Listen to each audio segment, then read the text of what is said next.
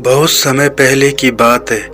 एक साधु अपनी पत्नी के साथ नदी के तट पर रहता था। उन दोनों की कोई संतान नहीं थी। उनकी बड़ी इच्छा थी कि कम से कम एक संतान उनके यहाँ जरूर हो। एक दिन साधु जब तपस्या में लीन था, तभी एक चील ने अपने पंजे में फंसी एक चूहिया उसके ऊपर गिरा दी।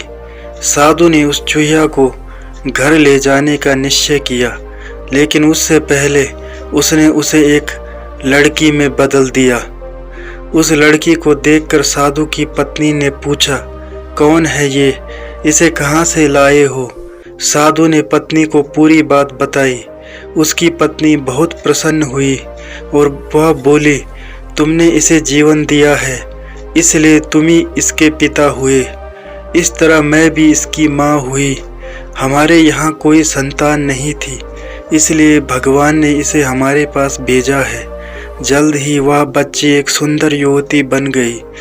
जब वह 16 साल की हुई तो साधु और उसकी पत्नी ने उसका विवाह करने का निश्चय किया। साधु ने सूर्य देवता का आह्वान किया। जब सूर्य देवता उसके सामने आए तो साधु ने उनसे उनकी बेटी से विवाह करने का अनुरोध किया।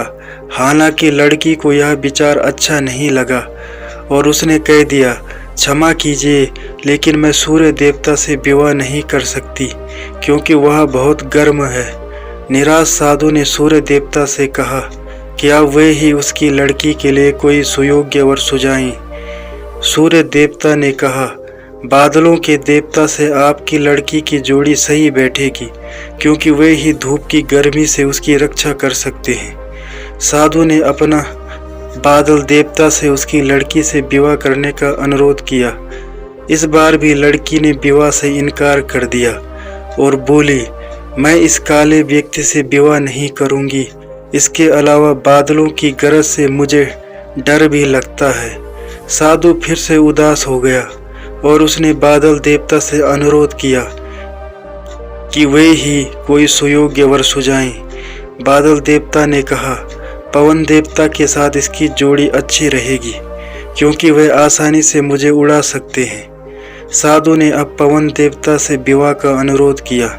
इस बार भी लड़की ने विवाह से इनकार कर दिया और बोली, मैं ऐसे अस्थिर व्यक्ति से विवाह नहीं कर सकती जो हर समय यहाँ वहाँ उड़ता रहता हो।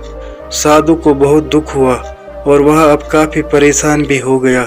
साधु ने पवन देवता से ही कोई सुयोग्य वर सुझाने को कहा।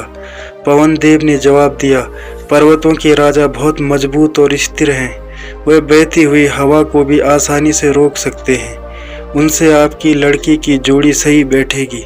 साधु अब पर्वतराज के पास गया और उससे उसकी लड़की के साथ विवाह करने का अनुरोध किया। हालांकि इस बार भी लड़की ने विवाह करने से इनकार कर दिया और कहा, मैं ऐसे किसी व्यक्ति से विवाह नहीं कर सकती जो इतना कठोर और ठंडा हो। लड़की ने साधु से किसी नर्म वर को खोजने को कहा। साधु ने पर्वतराज से सलाह मांगी।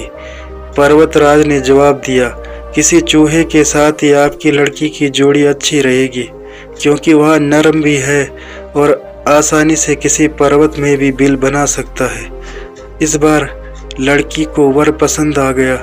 साधु काफी हैरान हुआ और बोला, भाग्य का खेल कितना निराला है। तुम मेरे पास एक चूहिया के रूप में आई थी और मैंने ही तुम्हें लड़की का रूप दिया था। चूहिया के रूप में जन्म लेने के कारण तुम्हारे भाग्य में चूहे से ही विवाह करना लिखा था और वही हुआ। भाग्य में जो लिखा था वही हुआ। साधु ने फिर से प्रार्थना शुरू कर दी और लड़की को दोबारा चूहिया बना दिया। धन्यवाद।